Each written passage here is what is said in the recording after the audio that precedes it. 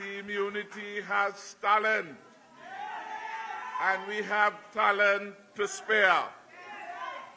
The future belongs to the young, and they must start taking leadership position today. And that is what Team Unity is about, preparing a garden of Eden in which all our citizens and residents can flourish. I want again to say that Team Unity is the only party that has an agenda for the young people of St. Kitts and Nevis. When you compare the new brand leadership that is emerging across the government, in the parliament, we just appointed a new deputy speaker, a young lady, Trevlyn Stapleton. Put your hands together. Deputy clerk, well, she may become the speaker after Akila becomes the new representative for West Pasteur. You look to the Ministry of Youth. We have given a young man an opportunity to serve. In almost every area of the government, we are giving young people a chance to actualize. We appointed perhaps the youngest Commissioner of Police in Yanquili. And we, in every area, intend to find young talent to help bring the energy and the drive and the dream of St. Kitts and Nevis into reality. You look at us then, planning for the future, and you look at those in opposition going back to the past. Imagine there is no succession plan in that party out there. One man after 20 years continues to hold on to the party, choking it to death. That is what they have. And everyone that comes is a say after me candidate. They have no ideas of their own. The stupidness which their leader speaks, they speak the same stupidness too. So they're like three blind mice. You see how Wensford run? That is what we have. And so I want to thank the people of St. Kitts and Nevis for determining that for a safer and stronger future, we must return the Team Unity administration. You will do it because we have worked hard and we have worked responsibly and productively for the people of St. Kitts and Nevis. In every area, we have delivered for you. In every area, we have been true. We promised you the $500 would come. We have brought it to the benefit of 4,000 plus families and Nevis and St. Kitts. And it is making a difference. As we did the walkthrough in Challengers, as we did it in West Pasteur, as we did it in St. Peter's, Upper Monkey Hill, and as we did it everywhere, one certain thing the citizens and residents would say, thank God, Dr. Harris, for what you have done for us. We have made a difference in the lives of the people. 20 years, nothing like that happened. It hasn't happened in Dominica. It hasn't happened in Antigua. Only in St. Kitts with the Team Unity administration. We have been able to do that because we are the best managed country in the Caribbean at this particular moment in time. When the sugar workers, former sugar workers, were denied an opportunity to get some severance after many years of toiling and laboring in the fields. It was the Team Unity administration that promised it, and we delivered it to the people. 965 persons benefited when in 2005 the man that bad since he's small closed the sugar industry over his dead body and he's still alive. We corrected that, and under our watch 2,400 plus former sugar workers and their families have benefited from the payout. By any measure, Team Unity is better. And we have to ensure when faced with a choice, we make no mistake that we choose a Team Unity candidate. And we must do so in every constituency. St. Kitts 1 to 8, Nevis 9 to 11. In other words, for this upcoming election, we want a clean sweep. And I am counting on you to deliver in relation to that.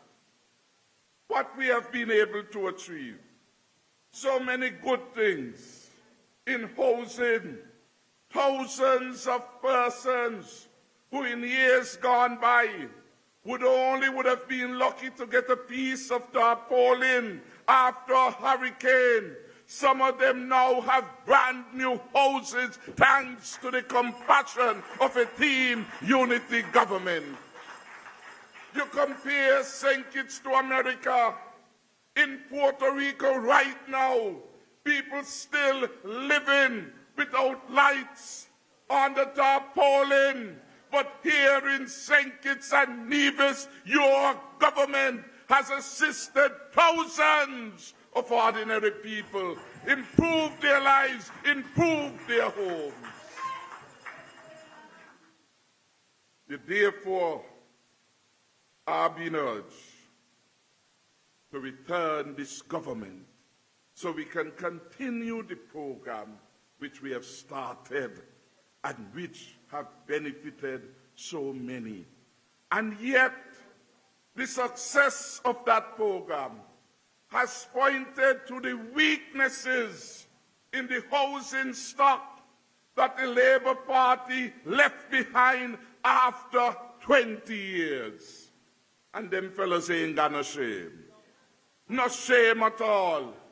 Because they want to compare 20 long years with 5 short years.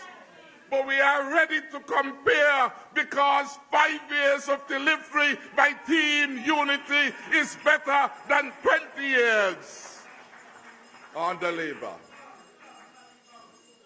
And we rejected them on the 16th of February.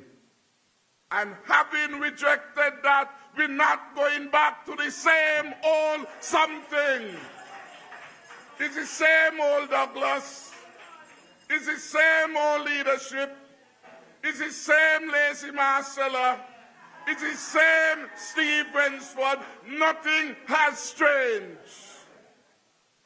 Indeed, we really can't go back. And constituency number 4 can't go back to what Douglas Labour is offering. Why are you going back there? You know the history. In 1995, an old retired teacher in Rupert Herbert emerged on the political scene. At the time of the contest within the party, Steve Rensford's name was put up. Herbert's name was put up. And people were saying, they put the old man in them kind of time here, this is a young people time. And would you believe the old man licked up Rensford way back in 1995? In 2000, the poll showed that Rensford had no traction in constituency number 4. In 2010, Wensford had no traction compared to Glengo's Philip. And therefore, if in 1995, Steve Wensford is a waste of time. 2000, he was around. 2004, he was around. 2010, he was around. How come in 2020 they could put forward a Steve Wensford to represent people at number 4? They have no shame and they have no respect. And how I know they have no respect for him, a day he was passing down College Street, and a young fella saw Wensford coming down. Wensford is a man of low energy, no fault of his, he just can't do better. A good friend of mine, and he coming down and he got on this big shirt, he got on the joggers, and a young fella pull him out of the shirt. Mother, a long time in a see Pinda Wensford. Understand? Look what Wensford has done to himself. So whenever you see Wensford, mother, a long time, me not see Pinda.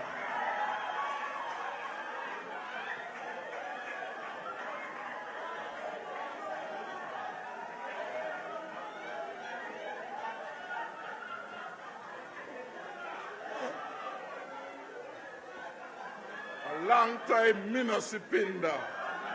And just tonight I asked him, Sean, last you see Mr. Pinda. Pinda now round town. So Pinda now all gone in. The Labour Party bring a candidate that already gone in.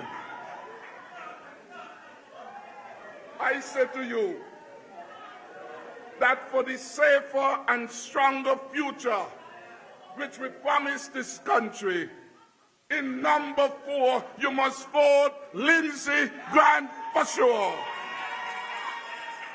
Because you ask yourself, if since 1995, Steve Wensford couldn't make the grade against the retired man, he couldn't make the grade against Glenn Goss. Olado. They shouldn't have bring back Wensford now. And when somebody asks him, well, why is it he got put himself in a politics? Because the person know, well, really politics not for Wensford. But truth be told, you could hardly find a career that Wensford suit. Truth be told. So Wensford person say, well, Wensford, you go in a politics and you know you up to your neck in a debt. He said, well, Douglas promised him that if he gets into power, the Social Security gonna write it off. So Wensford now is in arrears with the Social Security Board. And he wants to go to represent you because he's working on the false promise from the man that if he gets in, Social Security will run it off. That will never happen. But it tells us that the Douglas Labour Party has not changed. Same old gimmicks, same old tricks, same old parasitical approach to government and governance. And we will not let it happen. And you, the people in number 4, will not allow it to happen. So Steve Wensford, if you could put aside a little of your pension, go pay off the Social Security, the money. And it must never be that he is looking an easy way out and Social Security hustling down the small contractors and them to pay. And Steve Wensford presenting himself to represent you and have the brass tacks to say he's shadow minister of finance and he can't even count his own money. Doesn't know how to spend money. And that is why it is important, that we consider the virtues that they will bring to high office. Steve is my friend. I love Steve, but Steve is my friend. His sister and I work together, so I have no ill will against him. He make a bad decision, and he could still redeem himself from it. I mean, when Steve was having all the problem with Douglas, and it is really a shame he gone back with Douglas. Steve was having problems. Steve purchased the property, Simako, you all know. The depot, up by the electricity. And I went to talk to Steve. I'm looking for with my notepad. I went to look for Steve. And I go, and I gone in the place. I notice nobody around. Nobody around.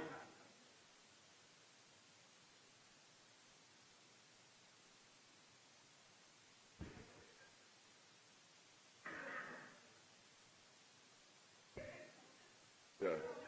So I look in for Steve, and I go by the property. And me and look, me can't see no Steve. Me a look, me can't see no shopper. Me a look still. And I feel something strange. In here look like you want a battle lamp. Because me can't see no good on the thing. Steve took a profitable business, ran it to the ground. His electricity at Simako gone. Simako at that spot was popular hardest knows for the sale of cold storage. One of the most popular spots. And Steve took a successful venture, an opportunity to make money, and it run it to the ground. I go in, is when I coming out, Steve, girlfriend, call me. Look how we done here. Look how we done here. She called. I couldn't see them for myself. I want to thank her for calling me back because I didn't see them. It's not the kind of representation in modern day 2020 you are going to give an opportunity to represent you. You contrast that with the successful management of his law firm by Lindsey Grant. You contrast that with the successful management as manager and leader of several sporting organizations. You contrast that Lindsey has a proven track record as the best minister of tourism in St. Kitts and Nevis.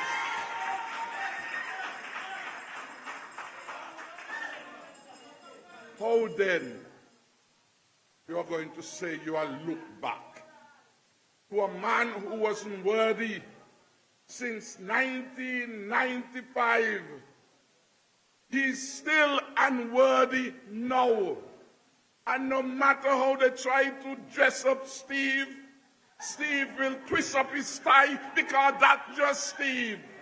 It will not work. It cannot work. And so I've come to encourage you to give the fullest support to the Honorable Lindsey Grant in number 4. I want to commend him for his contribution to making our economy stronger than we inherited it. It is the success of the tourism plan over the last 5 years that have helped us to develop a buffer so we were able to pay off the debt to the IMF in one stroke, in a blow, left behind the legacy of indebtedness of the last regime. when we would have paid off our debt, we were then free to do the things that were needed to be done for you.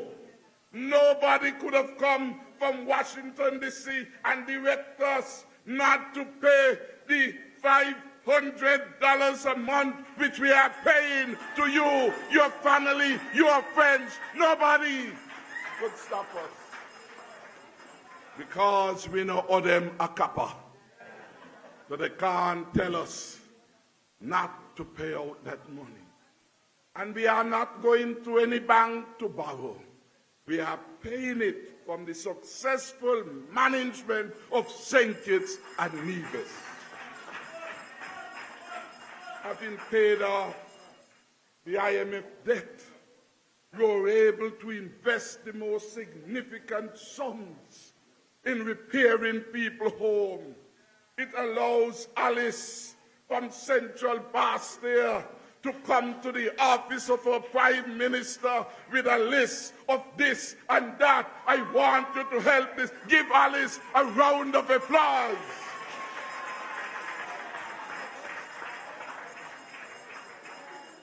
Alice could dance and them know, because she has a government that responds and listens, and importantly, in the eyes of the Prime Minister, no one is too small not to listen for us not to listen to them. Alice have some more, but don't write down too much. We are able to do these things for you because we have worked hard on your behalf. And most importantly, God has blessed St. Kitts and Nevis. We are in our mother country. What we are doing here, Jamaica not doing it.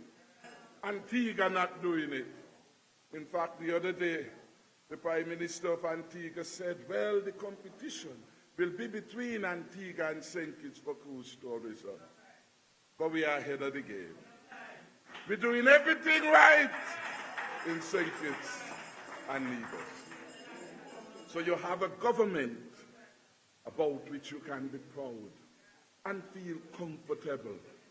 We are working hard, but we need your continuing support and your prayer.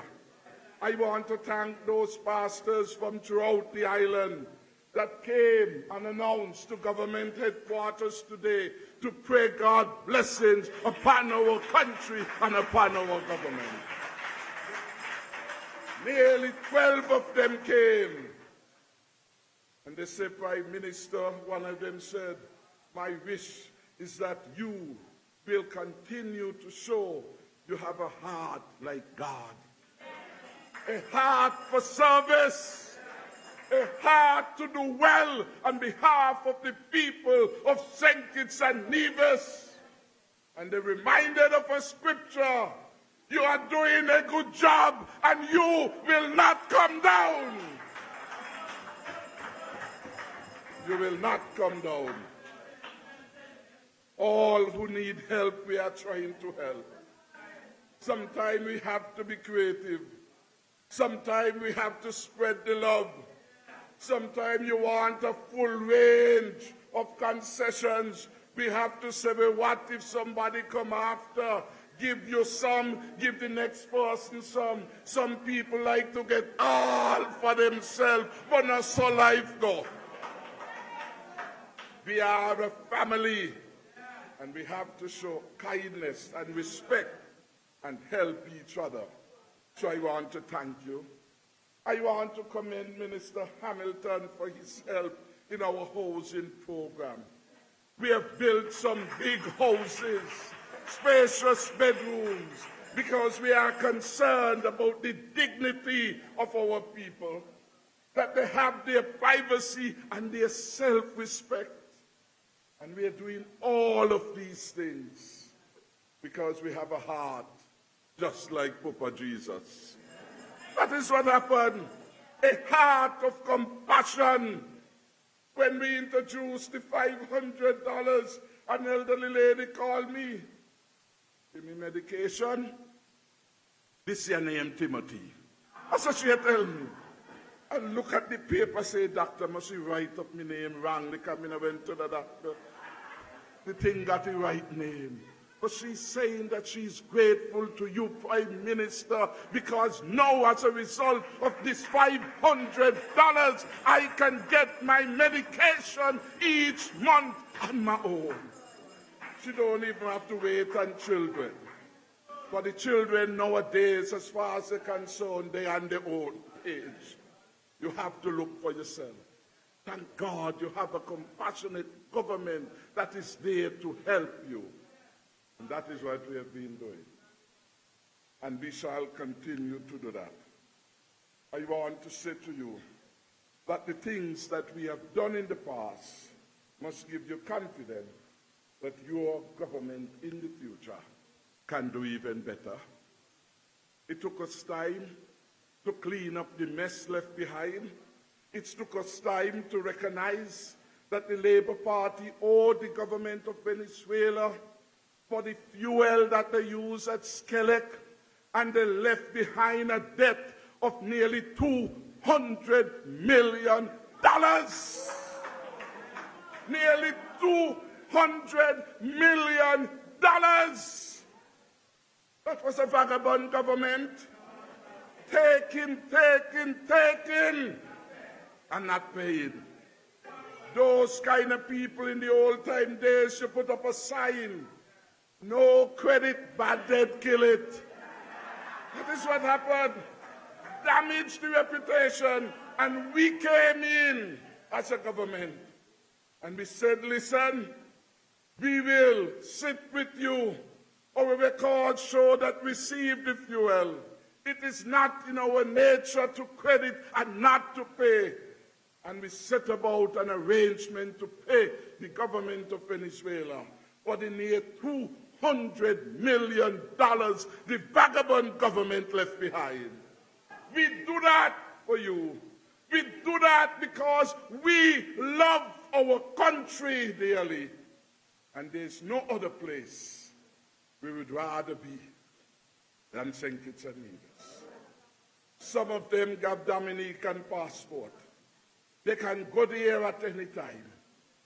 They're not caring about St. Kitts and Nevis once they're not in power.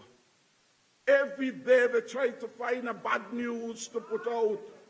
If a cruise ship, for your own safety, for the protection of the taxi operators, we have to say to them, you have been to a country which have the virus. You have not left there for the 14-day period that you should basically be in quarantine. We can't risk it. You see, the taxi men may get $200, $300, even $1,000. But what good would that be if you have to end up spending more than that to secure your health? And we are concerned.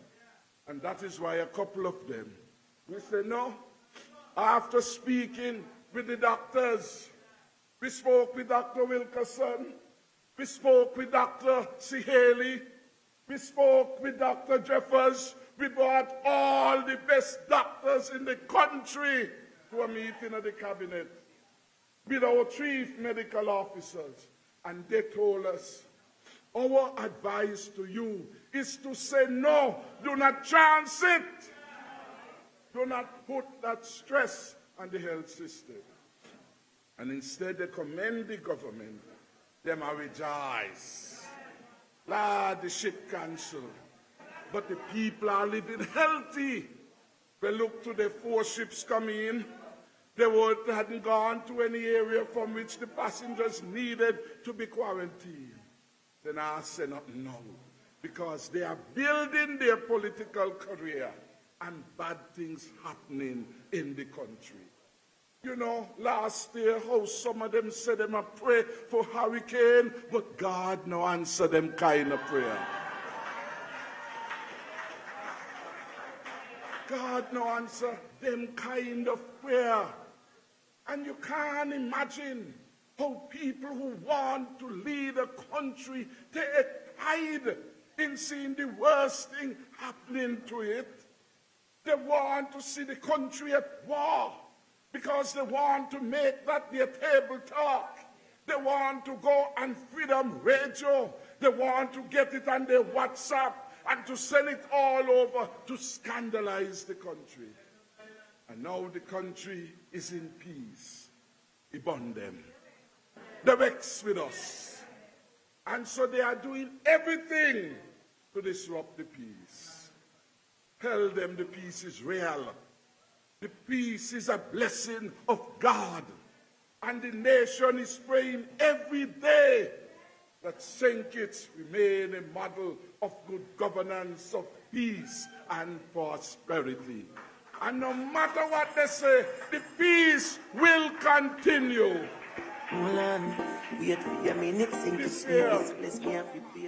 This year, we put $99 million for national security. Largest ever amount in the history of the country. We put it there so that the CCTV program could be in Challengers, could be in Old Road, could be in Dieppe, could be in Tabernacle, could be all around St. Kitts and Nevis. So at a time when nobody wants to give a statement, we have an alternative pair of eyes from which we can collect the evidence. We have invested $99 million in national security to build out our forensic lab, because nowadays the DNA and all the forensic evidence have become critical in our fight against crime. We have invested $99 million so that we could bring on a group of young people and put them in our tourism hotspots as island constable, providing an extra cover of security to our passengers at Port Sante, to the visitors in the Anglican Church and Independence Square. We have invested heavily in the peace of the land. We have invested $99 million so that we can build out an explorers club of young people, giving them something, an organized structure, so after school the parents know where their young people are. In the good old days, it was boy brigades and brownie and Girl Scouts. Them things they're not so fashionable now, regrettably. And we have come up with something where the police officers are providing leadership to that effort. Today, the largest group, the largest organization of young people is the Explorers Club, and it has now near 1,000 young people that are in it. That is what we have done, and that is what we are building out. We are getting material for them. You see some of them on the Independence Parade making your heart proud. And by starting there, we are trying to cut them off from a life of guns and drugs and crime. We are telling them that the police officers are your brothers, your sisters, your friends, your mentors. So for the future, the challenge that we have now, we should never have again, because we are building a better citizenry, ready for nation building. In closing then, apart from coming to give support to the Honorable Lindsey Grant, a critical member of the team, I have come really to say to you, come help us in this task of nation building. We need all of you wherever you are, the sons and daughters, to be part of a constructive effort of nation building. We will use the resources that we have amassed over the last 5 years to launch the most successful program involving our young people. We will ensure that young people will get a special price on their land. I was working out the figure there with Sean. But Sean figures look wrong relative to mine, and mine is the right one, so I give him time to go over it. So going forward, you will get a piece at Iraq. For too long, the preference of the former government was to give special prices to cooks and bandits like Alan Stanford up at the airport, 10 cents for prime land. And they have you going at $4. That is what they did. They took 43 million, sent it over to the peninsula, when they could have pumped that into a Fresh Start program. Next week, we will have the signing ceremony where we will put $5 million more available in the bank to assist small businesses. And as part of our commitment for building bigger and brighter homes, hopefully by next weekend, we will have transferred $30 million for a new build-out of housing, not just for government employees, but any one of you. So if you want your house repaired, the funds will be there for you. If you want to add a room, the funds will be there for you. And we will try to make it as easy as possible for you. This is a government, then, on which you can rely. This is a government on which you can trust. This is a government for the young people. And we will meet their ambitions and expectations in music, in dance, and all areas of cultural development. We will stand by the people. We will stand for your justice, as we have always done. We remain committed to work hard to make St. Kitts and Nevis what Marcus Garvey envisaged, that St. Kitts and Nevis, not as the mother colony of the Caribbean, but as the garden. Think of it, the Garden of Eden. The garden. Only good things can come to St. Kitts and Nevis under a team unity government. And I ask you then to give every member of the team unity administration a round of applause. The Honorable Lindsey Grant, the Honorable Van Sainry, the Honorable Eugene Hamilton, Ambassador John L. Powell, Senator Keela Byron Nisbet, our Deputy Prime Minister, the Honorable Sean Richards, the Honorable Vincent Byron, the Honorable Senator Phipps, the Honorable Ian Patchis-Ribert, the Honorable Mark Grantley, and all the others who have given us such wonderful support. But the biggest round of applause, the biggest round is for you. Is for you! Because you made it happen on September 16, and I'm counting on you. I am counting on you. I shall ring the bell. I shall ring the bell. And I am so happy that the papi show bell that they had said they might go ring. Nobody will respond to that because they're not the head teacher. They're not the head teacher this time. So nobody will take on that bell.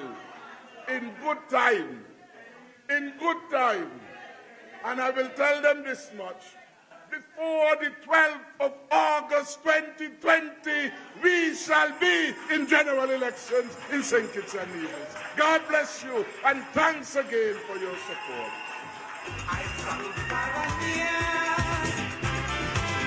Been almost everywhere.